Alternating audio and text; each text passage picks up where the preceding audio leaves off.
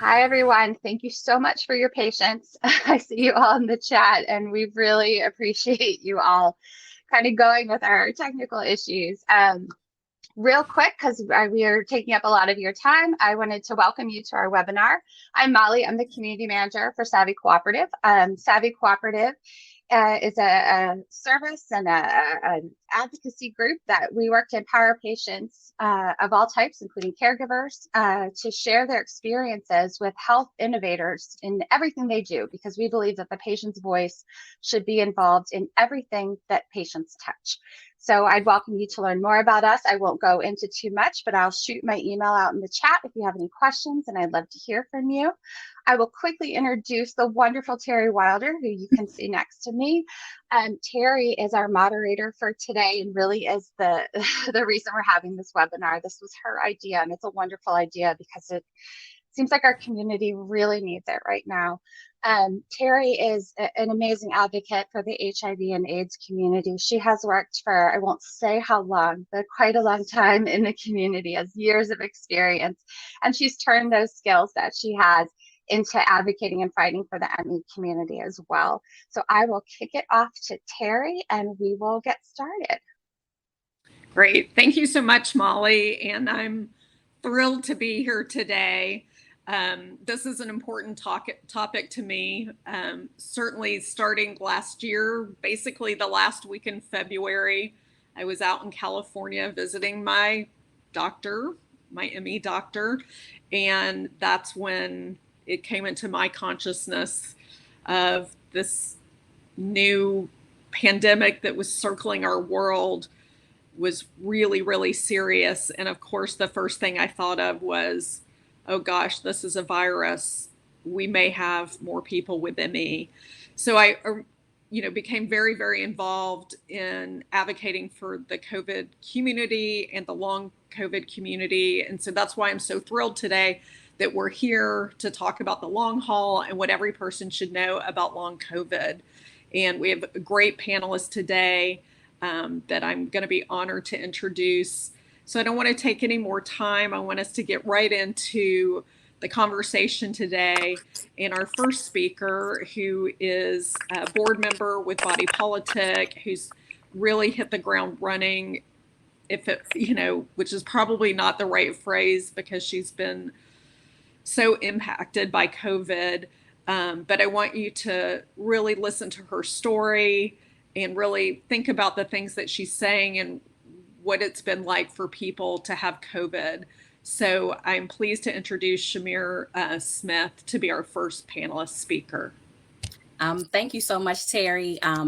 I am, Chimere Smith. I'm a long COVID advocate, consultant, and public speaker for Black patients in urban communities. It's an honor to speak with you today. Thank you so much, Savvy and Molly, for inviting me and considering me.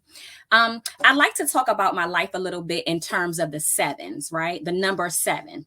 I'm 7 years older than my brother, Terrence. His daughter, my gorgeous new niece, is now 7 weeks old.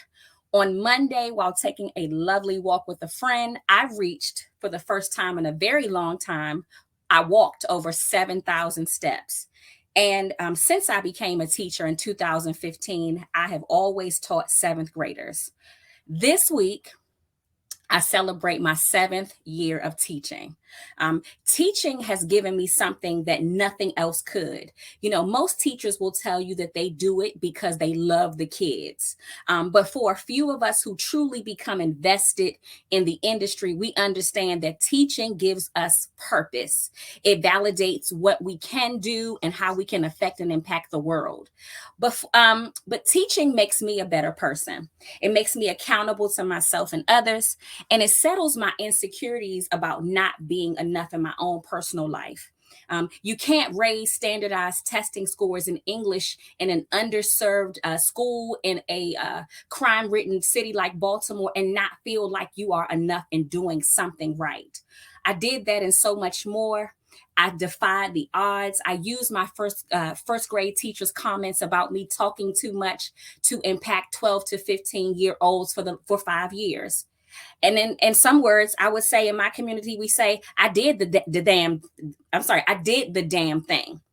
It's been such an amazing, validating experience to be able to watch the job I had turn into the career I love.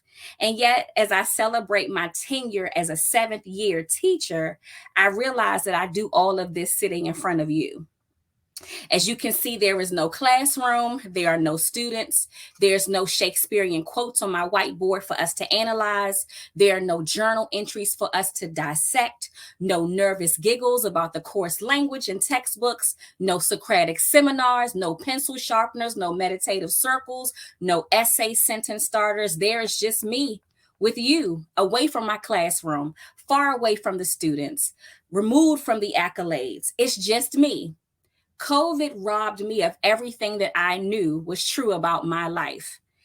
And it robbed me blind. And when I say that, I mean that, because for over 5 months, I went without my vision because doctors told me that I had a dry eye, and they did not believe that I was suffering from neuroinflammation in my brain that caused my a dense cataract to form in my left eye. My story started not just at being a 7th-year teacher, but my story started last year, March 22nd of 2020, where I felt after a therapy session where I discussed with my therapist how scared I was about what the newscasters and doctors were saying was an incoming pandemic. I discussed with my therapist how I was afraid because I didn't want to get sick, but I also didn't want my students to get sick. I also wondered how they were going to eat and how they were going to take care of their own families while they were away from our school building for 2 weeks. Before I had my first symptom on that Sunday, I actually had delivered groceries and other supplies to about 20 families in Baltimore City. And yet that night, as I was sitting at dinner with my then boyfriend, I noticed a tickle forming in my throat. That tickle turned into fatigue.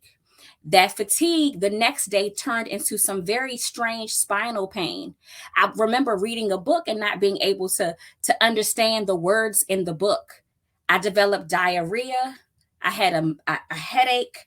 I felt like something had inhabited my body and I couldn't quite understand it or explain it, but I knew that I had never felt that way before. I went to doctors who refused to test me for COVID because at that time, I hadn't lost my taste or smell. And they were telling me that I just had a sinus infection, to go home. You're fine. We can't test you. So I went from one doctor that day to the next doctor, all while feeling like when I stood up, I became very dizzy. I felt kind of delirious. I just knew I wasn't myself. And over the course of time, since March of last year, I have suffered from a myriad of symptoms in the game that we now know is long COVID. Of course, as I mentioned, I've experienced vision loss. As I mentioned, diarrhea. I now have what I used to call a burning brain. I now have occipital neuralgia that has affected the back of my head, the back of my brainstem, my temples, my neck, and my spine. I now have a spot on my spine, and my vertebrae has been misaligned now because of COVID. I am no longer able to do the things that I used to do. In addition to that, I am no longer able to teach. You know, a lot of people tell me that to make me feel better and to sometimes soothe themselves, they'll say, well, Chimere, you're speaking and you're teaching in life's classroom. You're teaching all over the world. But then to those people, I say thank you, because I get the sentiment. I get what they mean. But I just miss my classroom. I miss my big, beautiful classroom. I miss sharing my lunches with my students.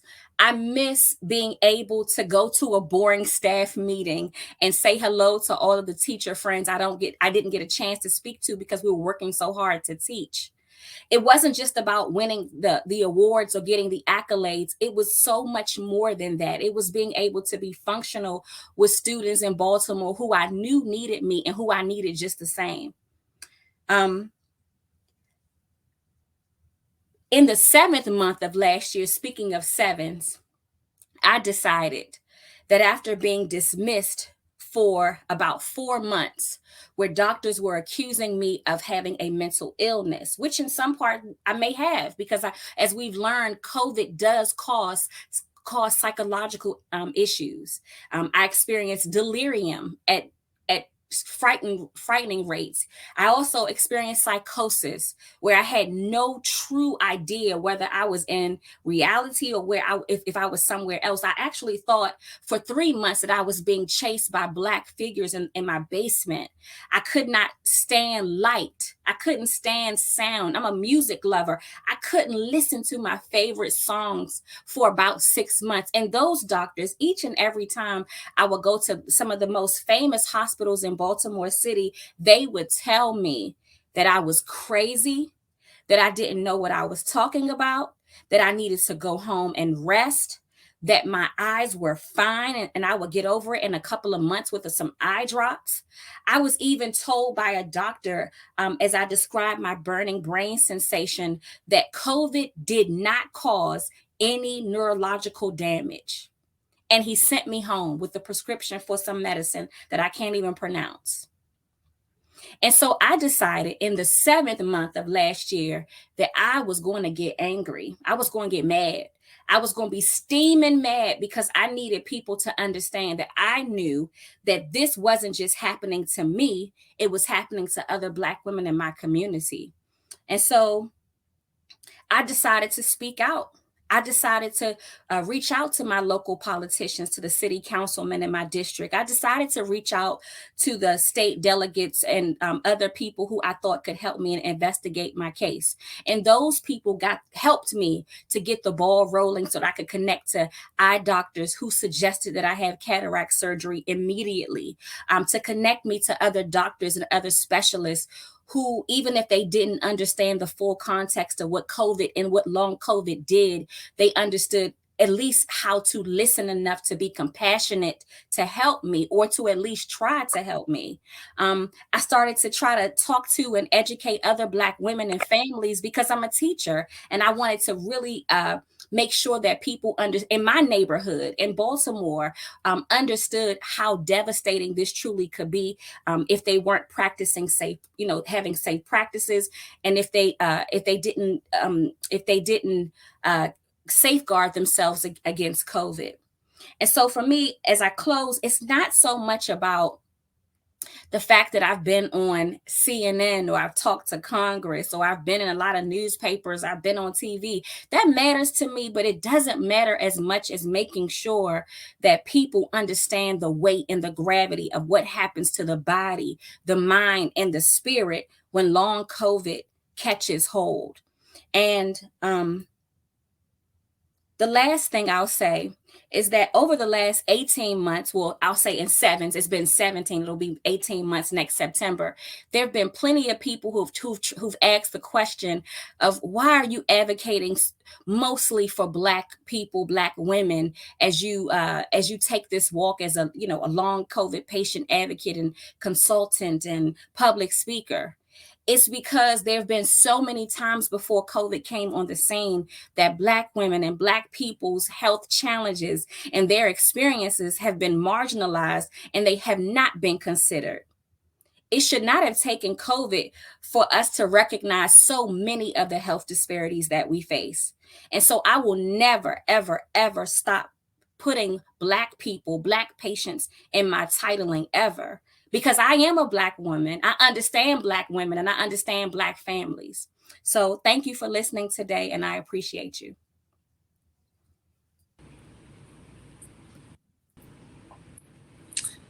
Thanks so much, Chimere. What a powerful story.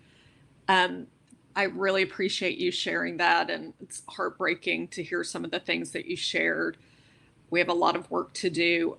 I'd like to introduce Dr. Jennifer Curtin, who will be our next speaker.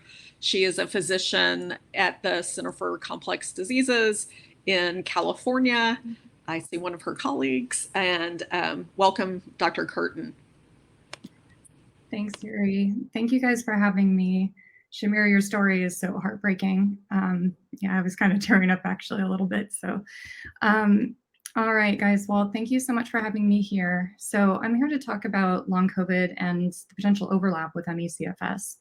So I actually had ME/CFS for 9 years, and I was one of the lucky few who did actually recover from it, though I still have some of the other things that go along with it. And again, just as Terri was talking about, the thought of when seeing this pandemic and wondering, oh no, is there going to be a wave of people who end up with ME/CFS after this? And it's turning out that that may very well be true.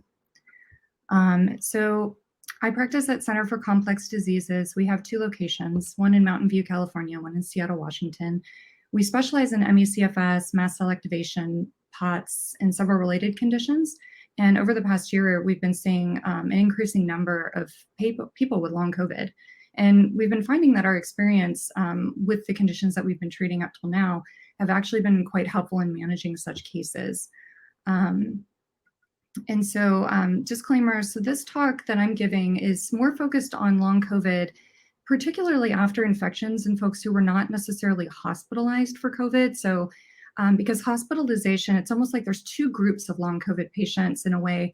There's those who were still outpatient and they may have been very sick, but they were at home.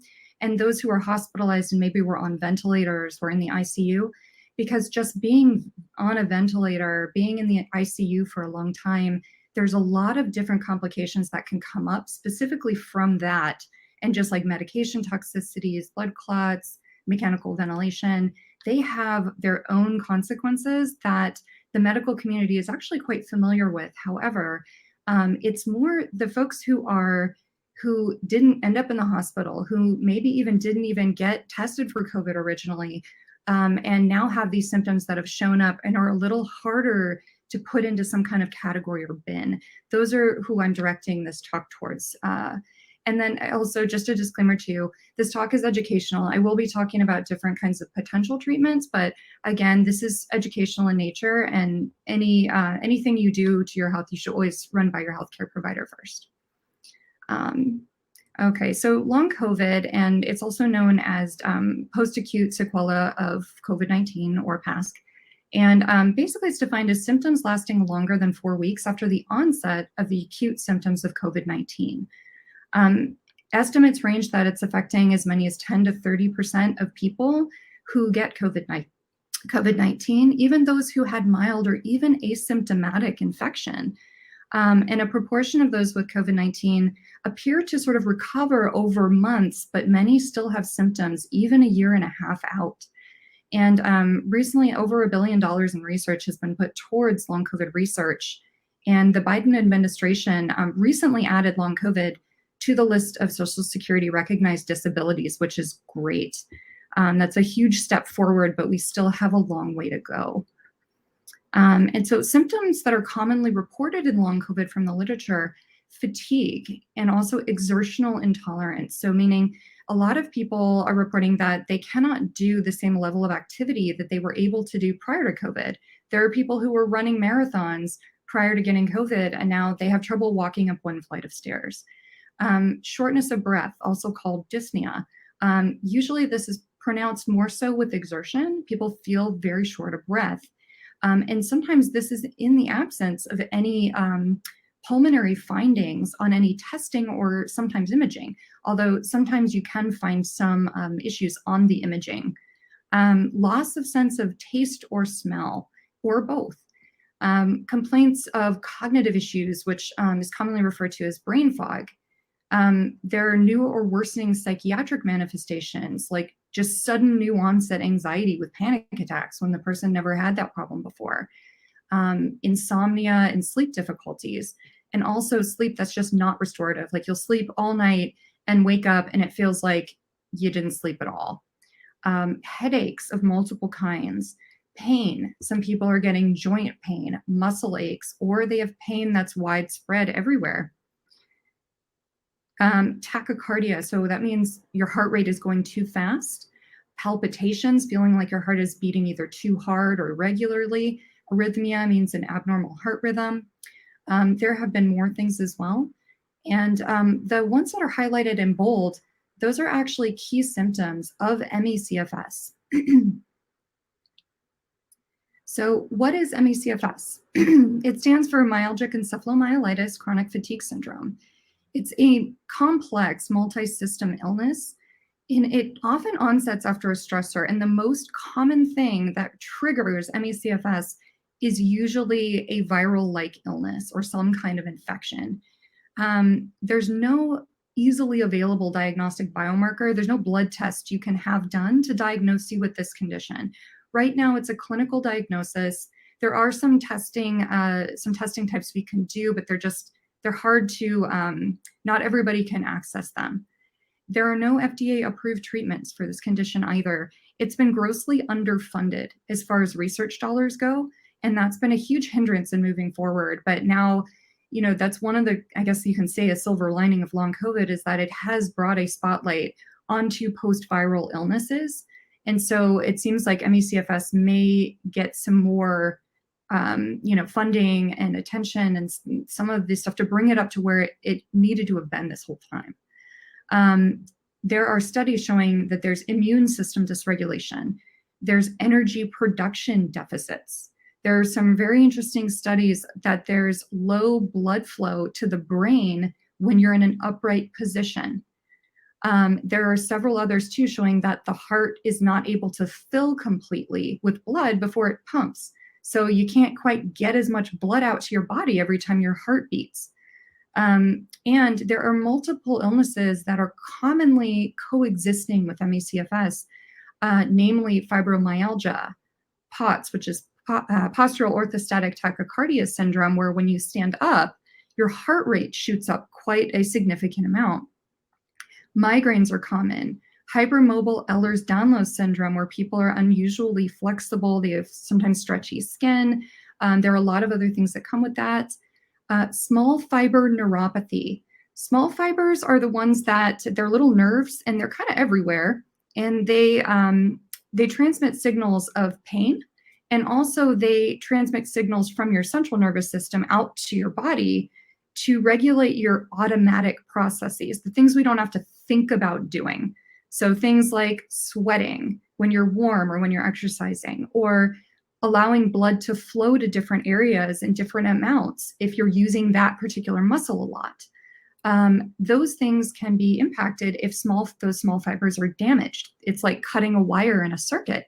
Now the signal just doesn't go. Mast cell activation, GI disorders, autoimmune diseases, and many more. The diagnostic criteria right now for ME/CFS, this is taken from the CDC website, is that you have to have a substantial reduction or impairment in the ability to engage in the pre-illness levels of either occupational, educational, social, or personal activities that's lasting longer than 6 months and is accompanied by pretty profound fatigue. That's new onset, so it couldn't have been lifelong. And that is not the result of ongoing, very excessive exertion and is not substantially alleviated by rest. The other criteria is post-exertional malaise. This is commonly referred to as PEM. And what that means is that when you exert yourself, and this could be either physical exertion, and it may be very minor physical exertion. For some people, just the act of standing up can trigger a worsening of all of their symptoms. And this worsening means there's a significant decrease in their level of function. Sometimes hypersensitivity to sound, light gets worse. All of their symptoms may worsen. Some people get flu-like symptoms or swollen lymph nodes, sore throat. This can sometimes be delayed. So sometimes it can be a little hard to figure out that that's what's happening to you originally, because people sometimes will just think they're getting sick after they exert themselves. Like, why do I feel like I'm getting the flu? And that can be referred to as post-exertional malaise. And it can sometimes be delayed even 24 hours after the activity that triggered it. And it can last anywhere from hours to sometimes weeks or even months. One of the other criteria is unrefreshing sleep. You get a full night's sleep and you feel like you haven't really slept at all. And then at least one of the two manifestations below, which is either cognitive impairment or brain fog, or what's called orthostatic intolerance. So that just means that when you stand up or when you sit up, that you have worsening of certain symptoms. So either your fatigue gets worse, you may have trouble cognitively processing things, you may find that doing activities while you're upright is far more fatiguing than if you were to do kind of a similar activity modified while you're lying down. And also, a lot of times when people stand upright, they may find their heart rate shoots up or their blood pressure drops, or in some cases, their heart rate and their blood pressure shoot up at the same time.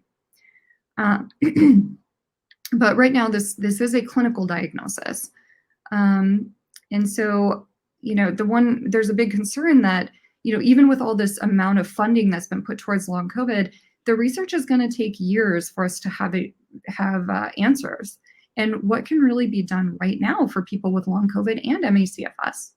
And the CDC actually just released some preliminary guidance on the medical workup for people with long COVID. There will be a form that's shared with you guys after the talk, and it'll have links to these things. So you guys can check them out yourselves there. And it's a great resource. There's just, they did work with people who are experts in long COVID and ME/CFS, at least as much as you can possibly be an expert in long COVID this early into something like this. The key centers around getting the proper workup for conditions that are showing up in long COVID, like ME/CFS, mast cell activation, dysautonomia, where the autonomic or automatic nervous system is just not working right. Various kinds of neuropathies, autoimmune disorders, pericarditis, inflammation around the heart, and many other things. And there are actually many treatment modalities, many are off-label, and lifestyle modifications that can be used to help many of these sub-diagnoses that can significantly improve symptoms and quality of life.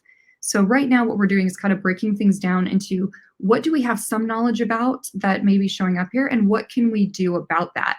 What do we have treatment-wise that can address some of that stuff and make quality of life better? And one area is exercise.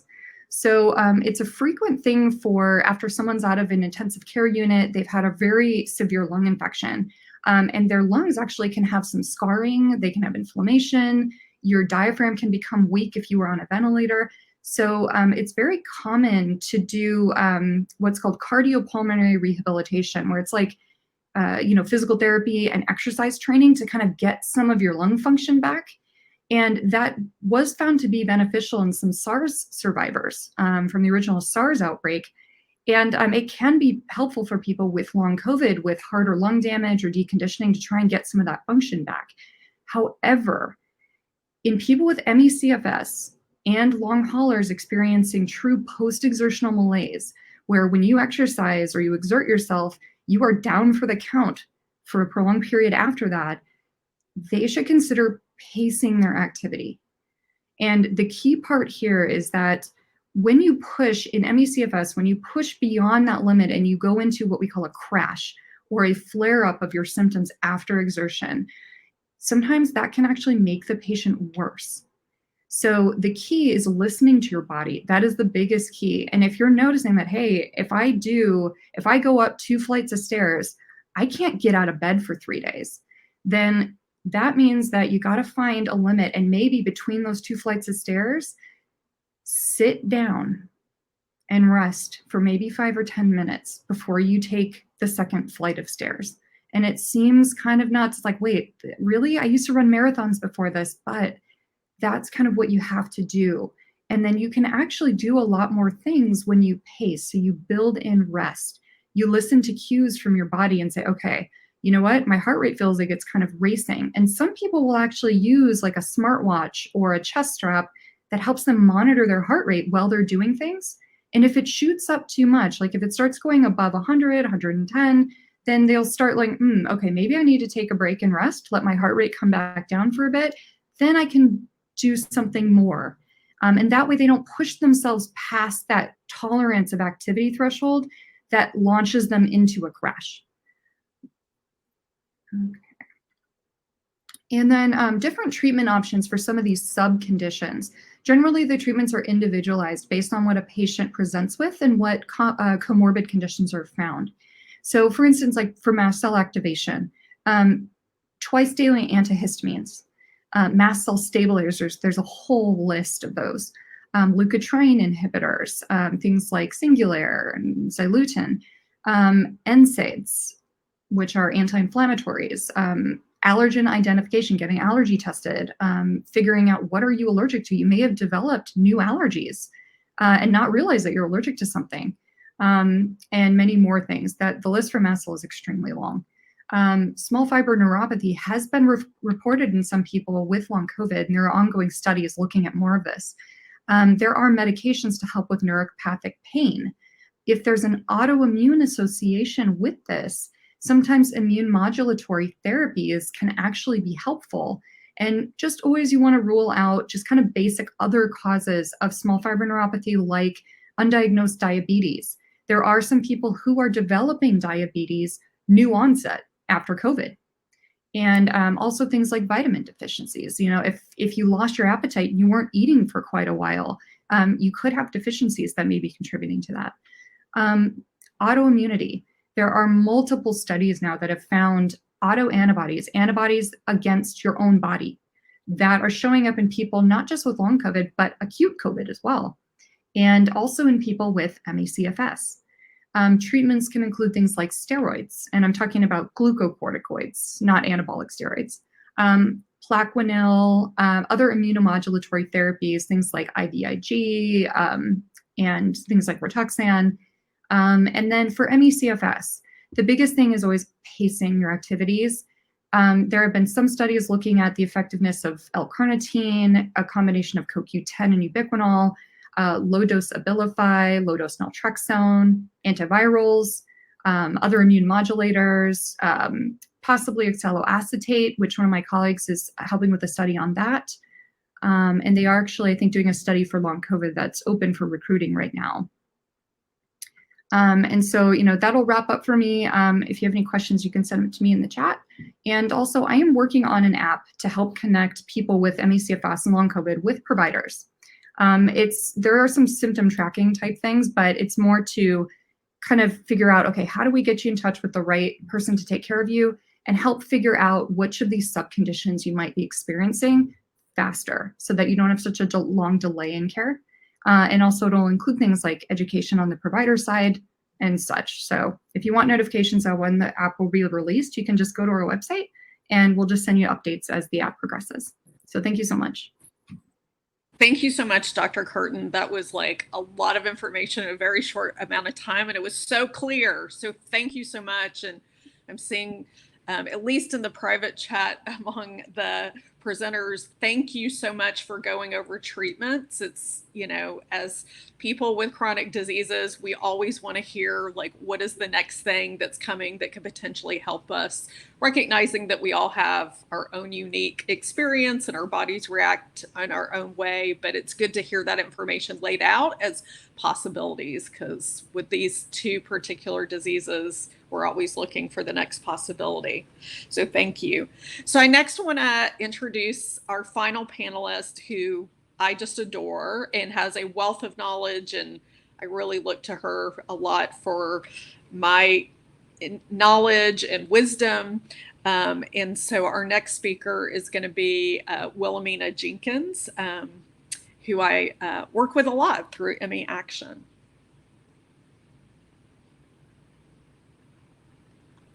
Hello, everyone. My name is Wilhelmina Jenkins. And Wilhelmina, I think you might be muted. It doesn't say it. It's green.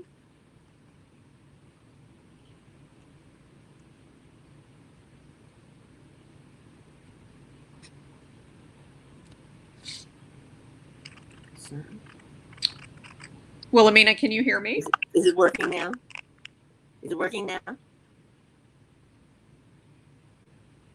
It's not muted on my end. It's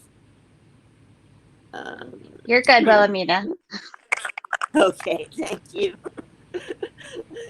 As Jerry told you, my name is Wilhelmina Jenkins, and I have lived with ME/CFS. So Molly, I'm not hearing Wilhelmina. Oh gosh. Is it? You're great, Wilhelmina. Go ahead. We can hear you. Okay. As I was just saying, I've lived with ME/CFS since 1983. which is a good long while. You heard from Dr. Curtin all of the symptoms of ME/CFS, and undoubtedly you were thinking to yourself exactly what I know about from long COVID. You're absolutely right. 75 to 80% of all the cases of ME/CFS have occurred following a virus. And when the COVID-19 pandemic began to affect millions of people around the world, those of us who live with ME/CFS knew what was coming. We knew there would be a sizable percentage of those who contracted COVID who would develop a post-viral illness. We would have so much rather been wrong. Our hearts go out to you. Living with the horrific symptoms of ME/CFS and long COVID is a challenge, to say the least. But we have learned a few things over the decades that we hope will be helpful to you. First, remember that it's not your fault that you have COVID, long COVID. It's not your fault. Each of us has a unique body, and each body handles the viral onset in its own way. We've all experienced the worst pandemic of our lifetimes, affecting hundreds of millions of people around the world. We've lost over 600,000 of our own citizens here in the US. But remember, you are still here. You're with us, and we are so glad that you are. COVID-19 is an unpredictable viral disease. Many of you didn't even know you had been infected until a whole array of unusual symptoms appeared. We now know that long COVID can affect people of any age, any gender, any ethnic group. You're long haulers, and that's every bit as daunting as it sounds. Living with an illness for the long haul sounds terrible. You would love to be able to push through this disease and put it behind you. Unfortunately, as you heard from Dr. Curtin, that's the exact opposite of what you should do. We in the ME/CFS community know this very well because so many of us tried to do exactly that. Sometimes at the suggestion of our doctors. When I became ill back in 1983, I tried so hard to push through my illness, and I became sicker and sicker. That's why one of the earliest messages from the ME/CFS community to long haulers was stop, rest, and pace. Stop, rest, and pace. As Dr. Curtin told you earlier, if you push through, you will make yourself worse. Take your time. Pacing is a skill. It takes practice. Do not push. Do no more than half of what you think you can do, then stop, rest, and listen to your body. Rest twice as much as you think you should. There's a lot of good information about pacing on the ME Action website, the CDC website, all over. And plenty of us are here with ME/CFS who will be happy to share what we've learned about pacing with you. An important thing is eliminating all the shoulds in your life. We understand there are always a million things you should be doing. It's hard to unlearn the habits of pushing through. But your most important job right now is taking care of your body. Some of the long-term effects of COVID-19 may not be obvious at first. Some of your symptoms may change day to day. Your body is struggling. Be as gentle with yourself as you would be with your best friend if they were sick. If you went to see your best friend and she were lying in the bed sick, you would not be yelling, "Get up, go to the store, we need bread." You wouldn't do that. Don't do it to yourself either. Show yourself some love. You deserve it. For some of your doctors, post-viral diseases are something that are new, even though they have really been around for a very long time. You may feel uncomfortable with some of your doctor's suggestions. Please remember that you have the right to say no. This is your body, your life. Listen to your body. You have the final decision. It's in your hands. Good doctors will always respect that right. If they do not, it may be time to try a new doctor. Another job is taking care of yourself emotionally.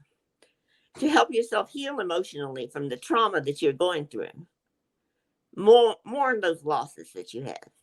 Right now, you may be thinking of all the people that we lost to COVID and telling yourself, maybe you shouldn't complain. It could have been worse. But no, every one of you's lost something precious. Time with family, a career you loved, the great feeling of just having a healthy body. For each of you, they're different losses. Take your time and mourn those losses. For each of you, they're different. I loved teaching physics. That was my great joy. I loved math and physics my whole life. And I still miss the expressions on my students' faces when they realized that they could understand physics. It was a great joy. Losing teaching was painful, and I mourn that. Your losses are painful too. Let yourself mourn. In time, some of you may start to feel better, and I sure hope that's the case. But you may want to run out right away and jump back into your old life.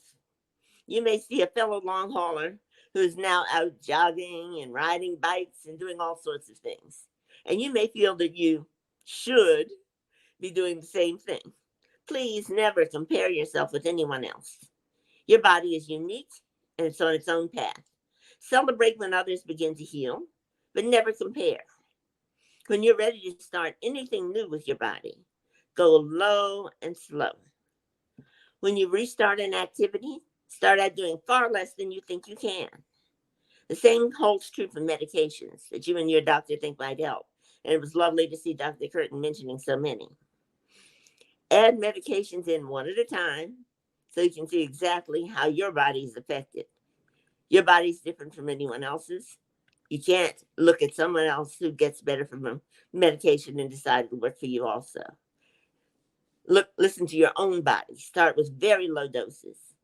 Your body has gone through a terrible experience. Just baby it along. Be gentle.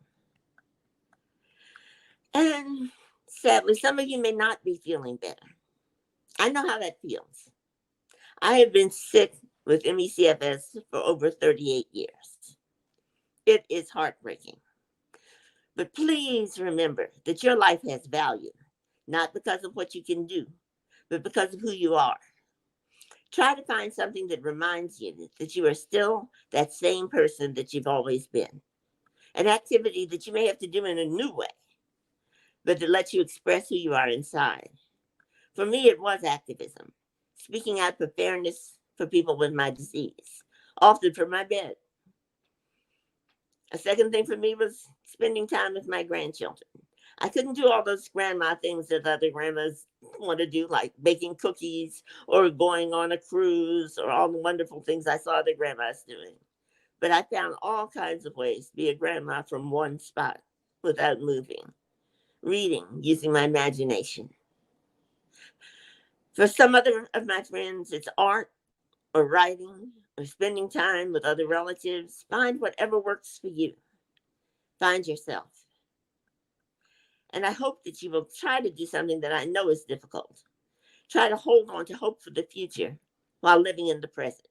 It's a bit of a balancing act. There is every reason to have hope. Researchers are excited about understanding long COVID. Congress has appropriated funds to study it. I'm hopeful that the work that has just begun will bring answers for long haulers and perhaps will provide clues for those of us with ME/CFS as well. The great similarities in our disease experiences may be beneficial to all of us. One of my favorite quotes is, "Hope is believing in spite of the evidence and then watching the evidence change." Hold on to hope. But in the meanwhile, live the best life that you can every day. This is your one precious life. There are no do-overs. Seek joy, no matter how small, in every single day. And finally, don't try to walk this difficult path alone. The long hauler community is absolutely beautiful. There are so many of you sharing your experiences in online groups, supporting each other, and even changing the way that medicine is done through your activism. Find at least one friend, a buddy, someone you can count on, someone who understands what you're going through, someone you can cry with in bad times and laugh with in good times. And you may really need a buddy when you have one of those difficult interactions with the healthcare system that so many of us have. In addition to my dear friends who are part of ME Action's state chapter here in Georgia, where I live, I've been lucky enough to find new friends in the long hauler community, like Chimere, who spoke earlier. I'm proud to call her a friend. You're not in this fight alone. The MECFS community is here for you too. We're happy to be resources for you as well as friends. We can share whatever we've learned, and we are learning from you as well. None of us chose this struggle. Our world looks very different from the way it looked just a couple of years ago. But everything looks a little brighter when we face it together, hand in hand. We in the MECFS community are standing with you and hoping for the best for every single one of you. Good luck.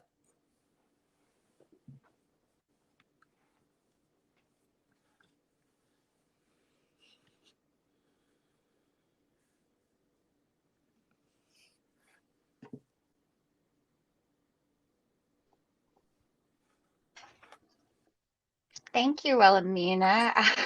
It was such a pleasure listening to you. I found myself smiling and just really enjoying everything you said. And there's Terri, and she'll wrap things up for us. But I just wanted to pop in and say thank you because you gave such a wonderful message to everyone. Thank you. Great. Thanks so much, Molly. So we're at the hour, and I wasn't seeing any questions in the chat. So I'm hoping that everyone was able to get a lot of information today. I want to thank Savvy Cooperative for hearing me when I said this was such an important topic to bring to the community. So thank you so much, Savvy. Thank you so much, Molly. Thanks so much to all of our panelists who worked hard to bring these stories and this information to the community.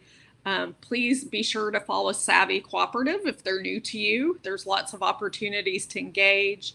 Many of us are connected with ME Action. Please look into ME Action. You can go to meaction.net. You can follow us on Facebook, Twitter. Please follow Body Politic if you're not familiar with them. They do a lot of great work for people with long COVID, as well as ME Action. I want to wish everyone a good rest of their week. And please, please, please, if you are either living with ME or long COVID, or you think you might have ME, or you think you might have long COVID, please remember to take care of yourself. Don't beat yourself up. Be gentle with yourself. Love yourself. And please, please, please stop, rest, and pace. So thank you so much to everyone, and look forward to seeing everybody in the future.